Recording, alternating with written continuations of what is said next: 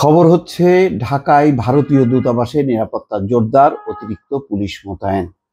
দর্শক, বাংলাদেশ কিন্তু তার কূটনৈতিক শিষ্টাচার রীতিনীতি মেনে চলছে এই কারণে যে বাংলাদেশের ভেতরে কোনো রকম উস্কানিমূলক কোনো কর্মকাণ্ড হোক, এটা বাংলাদেশ চায় না। বাংলাদেশের জনগণও কিন্তু খুব মাথা ঠান্ডা করে চলেছে। দেখেন, ওই যে চিন্ময় দাস, তাকে গ্রেপ্তার করেছে, এমন না যে তাকে ফাঁসি দিয়েছে, তাকে গুম খুন নির্যাতন বা আয়না ঘরে পাঠিয়েছে, আইনানুগ ব্যবস্থা নিয়েছে।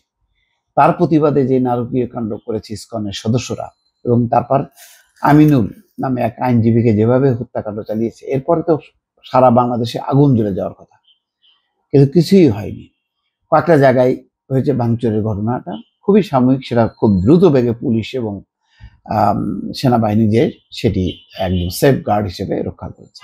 এখন বাংলাদেশ মিশনে যেভাবে ভাঙচুর চালানো হয়েছে, যেভাবে কলকাতা মিশনের সামনে বাংলাদেশের পতাকা পোড়ানো হয়েছে, ডক্টর ইউনূসের কুশপুতলিকা দাহ করা হয়েছে, যেভাবে মুম্বাইয়ে বাংলাদেশ মিশনের সামনে বিক্ষোভ হচ্ছে, ভারতের ঢাকায় অবস্থিত ভারতের দূতাবাসে যাতে তার কোনো রকম ব্যত্যয় না ঘটে, এই জন্য সরকার কিন্তু সতর্ক হয়েছে।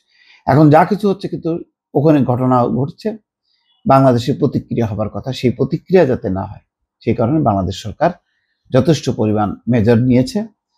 অন্তত ওই উস্কানি দেয়নি, যেটি পররাষ্ট্র মন্ত্রণালয় বলেছে বাংলাদেশে, যে যেটি ঘটেছে ত্রিপুরায় আগরতলায়, সেটা হতে দেওয়া হয়েছে ইচ্ছাকৃতভাবে। মানে বলা যায় যে আইন শৃঙ্খলা বাহিনীর চোখের সামনে ঘটনাটা ঘটেছে। যাই হোক, এখানে যে খবর, ঢাকায় অবস্থিত ভারতীয় দূতাবাসের নিরাপত্তা জোরদার করতে অতিরিক্ত পুলিশ মোতায়েন করা হয়েছে। একই সঙ্গে দূতাবাসের আশেপাশের এলাকায় তল্লাশি চালানো হচ্ছে। সোমবার রাত থেকে ঢাকায় অবস্থিত ভারতীয় দূতাবাস এলাকায় বাড়তি নিরাপত্তা ব্যবস্থা গ্রহণ করেছে ঢাকা মহানগর পুলিশের ডিপ্লোম্যাটিক সিকিউরিটি বিভাগ। ভারতের আগরতলায় বাংলাদেশ মিশনে ভিতরে বিক্ষোভ ও ন্যাক্কারজনক হামলার ঘটনার পর এই ব্যবস্থা নেওয়া হয়। ডিপ্লোম্যাটিক সিকিউরিটি বিভাগ সূত্র বলছে, ভারতীয় দূতাবাস কেন্দ্রিক স্বাভাবিকের তুলনায় মঙ্গলবার রাত থেকে নিরাপত্তা ব্যবস্থা আরো জোরদার করা হয়েছে। ভারতীয় দূতাবাসের সামনে এবং এর আশেপাশে বাড়তি পুলিশ সদস্য মোতায়েন করা হয়েছে। এছাড়া আরো বলা হচ্ছে যে এই নিরাপত্তা ব্যবস্থার অংশ হিসাবে গুলশান এবং প্রগতি সরণি এলাকা থেকে ভারতীয় দূতাবাসমুখী রাস্তায় বসানো হয়েছে তল্লাশি চৌকি। যদিও এই তল্লাশি চৌকি স্বাভাবিক সময়েও থাকে, তবে ডিপ্লোম্যাটিক সিকিউরিটি বিভাগের দায়িত্বশীল কর্মকর্তারা বলছেন, দূতাবাস এলাকাতে বিশেষ কোনো নিরাপত্তার শঙ্কা নয়, বরং কিছুর আশঙ্কাও করা হচ্ছে না।